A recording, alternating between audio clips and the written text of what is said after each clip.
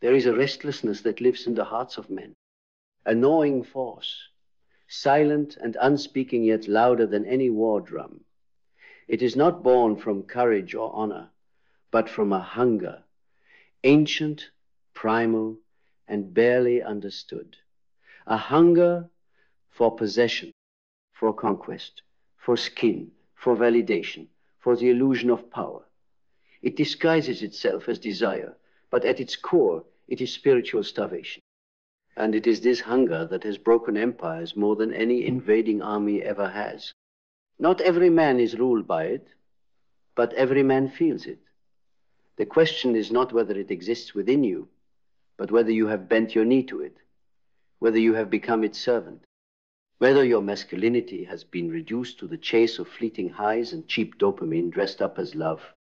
Look closely. Behind the polished Instagram selfies, the overcompensating flex, the endless scrolling, the red lights of the adult sites glowing at 2:43 in the morning, there's no strength, only escape. Only a boy lost in a labyrinth of mirrors, chasing reflections of the woman he thinks will finally make him feel like a man. But a man cannot become a man through the body of a woman. He must walk through the desert of his own weakness. He must wrestle the beast within him and come out victorious, not because he killed it, but because he tamed it, disciplined it, looked it dead in the eye and said, "You do not rule me anymore. You think your hunger is sexual, but that's a lie. It's existential. What you're truly craving is direction, meaning strength, the fire of a mission so profound that the world feels like a distraction. You don't want more pleasure, you want purpose. But because you never built the inner temple, you keep kneeling before false God's lust, attention, validation, and you wonder why you feel more hollow each time you indulge. And it is precisely here that the undisciplined man collapses. He doesn't know how to transmute his fire into focus. He doesn't know how to fast from flesh long enough to find clarity. So he becomes a puppet, pulled by impulses, addicted to images, soaked in shame, always thirsting, never full. Carl Jung said, "No tree, it is said, can grow to heaven unless its roots reach down to hell." The undisciplined man refuses to descend. He runs from his shadows, refuses to confront the parts of him that are obscene, deviant, or dangerous. He represses, then he explodes. He moralizes, then he sins. He judges others, while secretly envying their boldness. His psyche is a battlefield, and he's losing, not to anyone else, but to himself. To discipline your sexuality is not to deny your nature. It is to reclaim it, to take your divine masculine energy, creative, intense, unstoppable land, channel it like a weapon of light. Not to chase every woman you see, but to become the kind of man every woman cannot forget. Not to beg for access to the temple of another, but to build such a kingdom within your own being that others are drawn to serve it. The undisciplined man does not build, he consumes. He does not lead. He follows his urges, his temptations, the algorithm. He does not evolve. He loops over and over, stuck in the same cycle of lust, guilt, numbness, and shame. He thinks freedom is doing what he wants, when he wants. But that is not freedom. That is slavery. Real freedom is the power to say no to the wrong things at the right time with unwavering resolve. Real freedom is to become so anchored in your purpose that nothing can seduce you away from it. Real freedom is to own your desire, not be owned by it. Imagine for a moment a man whose very presence commands respect, not because of arrogance, but because of restraint. A man whose silence speaks louder than another man's thirst. A man who walks past temptation not because he is weak, but because he has something greater to protect, his vision, his mission, his future. That man is not cold. He is fire with a boundary. He is danger with direction. He is desire with discipline. And this is what most men will never understand. Sexual energy is not meant to be wasted, it is meant to be wielded. Every drop of it can build a business. Every drop of it can carve a physique. Every drop of it can fortify the mind, sculpt the soul, electrify your words, sharpen your decisions, and unlock dimensions of you that you didn't even know existed. But it only works if you stop leaking it. Not just through pornography, but through attention, through chasing, through fantasizing, through addiction to being seen. You are not hungry because you lack pleasure. You're hungry because you have forgotten your path. And this is why the ancient initiations of men always involved separation, solitude, celibacy, silence, fasting, battle. Because when you strip a man of his comforts, he must confront the chaos within him. He must meet the demons. He must tame the chaos. He must make his inner wilderness into a kingdom. But are you still ruled by the animal? Or have you begun the transformation? There is no shame in being tempted, but there is tragedy in staying weak.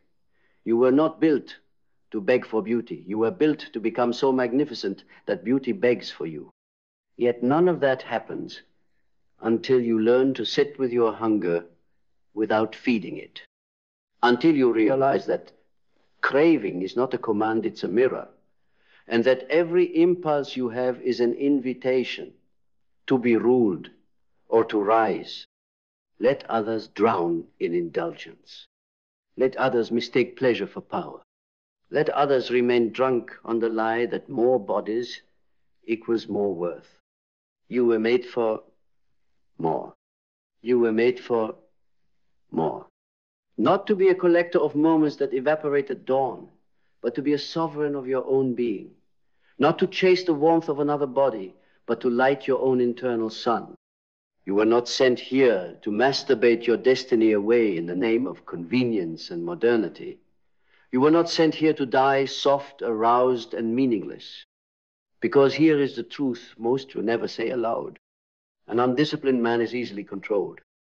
He does not think, he reacts. He does not lead, follows the scent of his next fix. He is a consumer of illusions and a slave to his glands.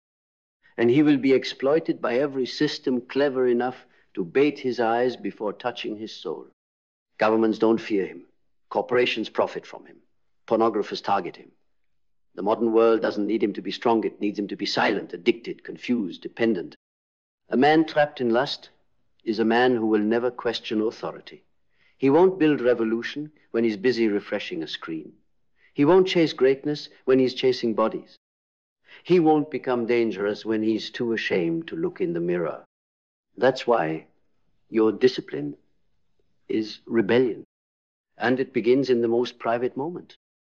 In the silence of your room, when no one is watching. When your lower nature whispers and your higher self listens. When the world offers you pleasure and you choose pain. The pain of abstaining, of holding the line, of staying sharp, of becoming the kind of man who is dangerous, not because he harms others, but because he cannot be seduced by what weakens them. There's a reason the greatest warriors, saints, and sages all warned against lust, not because they were afraid of women, but because they understood the fire. They saw what happens to men who lose their edge in the name of indulgence. They saw how greatness erodes when comfort becomes the goal. And they knew that if a man could master this one hunger, he could master them all. Because all hunger is connected. The man who cannot delay pleasure will never build a legacy. He will never sustain love. He will never hold vision. He will never plant trees under whose shade he will not sit. Because he's too busy trading the future for the present. He's too busy betraying himself for a brief illusion of intimacy. But the disciplined man, he does not bargain with lust. He negotiates with destiny. He treats his semen like gold, his time like a blade, his focus like a sacred ritual. He does not spill himself to pixels and call it freedom. He does not tell himself lies to justify his weakness. He feels the hunger, but instead of feeding it, he forges it into ambition, into muscle, into art, into fire. And he becomes feared not because he's violent, but because he cannot be bought. You cannot tempt a man who knows his mission. You cannot bribe a man who has seen his own shadow and refused to kneel to it. You cannot seduce a man who has tamed his dragon and rides it like a king. Women feel this instinctively, not through words, but through energy. They know the difference between a man who desires them and a man who needs them. The first is magnetic. The second is repulsive. The first builds kingdoms with or without you. The second begs for attention like a child at the dinner table. And what's tragic is that so many men today think seduction is about technique, charm, or confidence. No, it's about self-mastery. A man who has mastered himself does not need to convince. His aura speaks. His restraint speaks louder than any pickup line. His calmness in chaos, his eyes that do not wander, his energy that says, I am full, these things shake people to their core. Because such a man is rare. And becoming rare, that is power. We live in an age of excess, of endless options, endless distractions, endless dopamine loops. In such an age, the man who can fast is not just strong, he's sacred. The man who can remain unmoved is not just respected, he's revered. And the man who can look temptation in the face and smile, knowing he owns it, that man is the future. This is your birthright, but you must suffer for it. Yes, suffer. Because the path of mastery is not easy. It will feel like death, at times the death of the boy inside you who still thinks women will heal him. The death of the slave within who still chases what does not serve him. The death of illusions, of escapism, of the lie that you can live undisciplined and still win. You must suffer, but let it be sacred suffering. Let your struggle carve you. Let your hunger shape you. Let your resistance to pleasure make you powerful, not bitter, not repressed, but awake, aware, alive in a way no pornified mind could ever understand. You are not here to be tamed by lust. You are here to become fire. Controlled, focused, divine, and the world will not hand this to you. You must take it with silence, with discipline, with the rage of a man who is done being ruled by lower forces. You must become untouchable now by suppressing your desire, but by sanctifying it. Not by denying your urges, but by directing them toward greatness. Because at the end of your life, you will not be asked how many women wanted you. You will be asked, what did you build? Who did you become? What light did you carry through the darkness? What war did you win within yourself? And the answer will not come from your words. It will come from your energy, your spine, your silence. So begin now. Withdraw your attention from the circus. Starve your distractions. Honor your seed. Guard your gaze. Feel the hunger and hold it like a sword. Because the man who can walk with fire in his veins and still stay cool, he owns himself. And the man who owns himself cannot be owned by anyone. And the man who owns himself cannot be owned by anyone. Not by corporations whispering pleasure through glowing screens. Not by algorithms feeding his addictions back to him like a drug dealer who knows exactly how much to offer before the overdose. Not by women who mistake his attention for weakness. Not by society, which secretly fears the man who no longer needs its validation. Because he is no longer predictable. He does not operate from compulsion. He does not react like an animal to scent and skin. He has become sovereign. And sovereignty in this world of seduction, manipulation, is the rarest form of wealth. Understand this. Your discipline is a spiritual rebellion. Every time you say no to lust, you say yes to your higher nature. Every time you resist that impulse, you reclaim another inch of your soul. You do not kill desire, you forge it into devotion. You do not run from temptation, you transmute it. Like an alchemist turning base metal into gold, you take the fire of lust and you mold it into legacy. And here's what no one tells you. Sexual transmutation is not just some esoteric principle, it is physics, energy, strategy. When you withhold your seed, your essence, your power, it doesn't disappear. It builds, it climbs your spine, it floods your mind, it sharpens your instincts. It gives birth to clarity, confidence, charisma. You walk differently, you speak differently, you breathe differently. You're not frantic anymore, you're focused. Because you're no longer giving away the best parts of yourself for nothing. And when you stop giving yourself away cheaply, you become expensive. Your presence becomes rare. Your words carry weight. Your eyes intimidate not because they're cold, but because they're clear. Women don't just look at you, they feel you. Men don't just hear you, they respect you. Not because you're trying to be alpha, but because you've become whole. See, the undisciplined man is fragmented. He has no center. His energy is scattered across tabs, apps, screens, fantasies.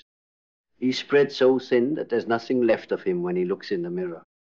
He doesn't own himself because he's rented out every part of himself to whatever offers the quickest hit. But the disciplined man here is a fortress. His mind is guarded. His body is tempered. His time is protected. His energy is sacred. He does not collapse in the face of desire because he understands that unchecked desire is just disguised self-sabotage. He does not chase softness to escape discomfort. He walks into discomfort like a warrior seeking fire. And fire is what he becomes. This is not about celibacy. This is not about shame. This is not about being anti-woman, anti-sex, anti-desire. This is about hierarchy. This is about what comes first. Mission before mating. Vision before pleasure. Strength before surrender. Because the truth is, the more disciplined you become, the more magnetic you become. Not because you're playing games, but because you are not playing at all. You're done performing. You're done pretending. You're done proving. And in that silence, in that restraint, you ascend. Not to superiority, but to alignment. You stop leaking and start leading. You stop craving and start creating. And the world begins to shift around you. The same people who once overlooked you now stare. The same distractions that once seduced you now look small. The same women who once seemed like the prize you now see as just one part of a much bigger game. Because when you become the man who no longer needs anything from anyone, you become the man who can give everything from within. But only if you stay the course. Only if you remain vigilant. Because make no mistake, the temptations will not stop. They will come dressed in beauty, in validation, in comfort, in nostalgia. They will come in your lowest moments, when you're tired, lonely, weak. They will whisper, just once. They will say, you deserve it. They will lie to you, stroke your ego, pray on your knee to feel alive again. But you will not kneel, not because you are numb, not because you are heartless, but because you remember who you're becoming. And the man you are becoming does not sell his future for a moment's release, does not abandon his post for a fleeting thrill, does not trade his fire for ashes. You will stay the course, not out of fear, not out of shame, but out of reverence for yourself, for your mission, for the man waiting for you at the end of this war. He's watching, and he's worth it, because the man waiting at the end of this war is not a fantasy. He is real. He is the you that does not flinch, the you that no longer bows to desire, but rides above it like a storm walker, the you that no longer hides behind screens, but stares into the world with the eyes of a God reborn. You are not starving for sex. You are starving for strength, for self-respect, for the raw, unshakable feeling of being a man who can stand alone in the fire and not burn because he is the fire. You've been told your urges define you, that you are a slave to your biology, that you're just a man, as if that means weakness, as if that excuses failure. But you are not just a man. You are a force.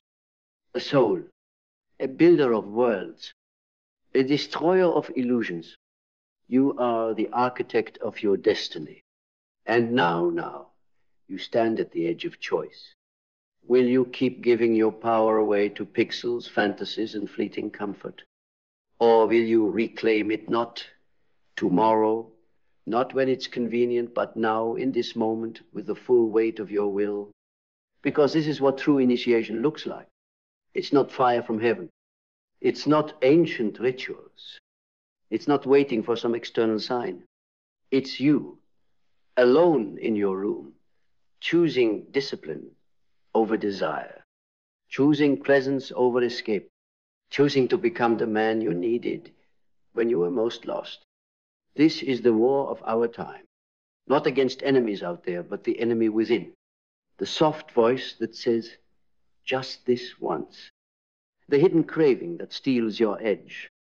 The desperate search for validation in a woman's eyes instead of your own reflection. But hear me now. The man who wins this war rules himself. And the man who rules himself cannot be ruled by anyone. Not by lust, not by loneliness, not by the system, not by fear.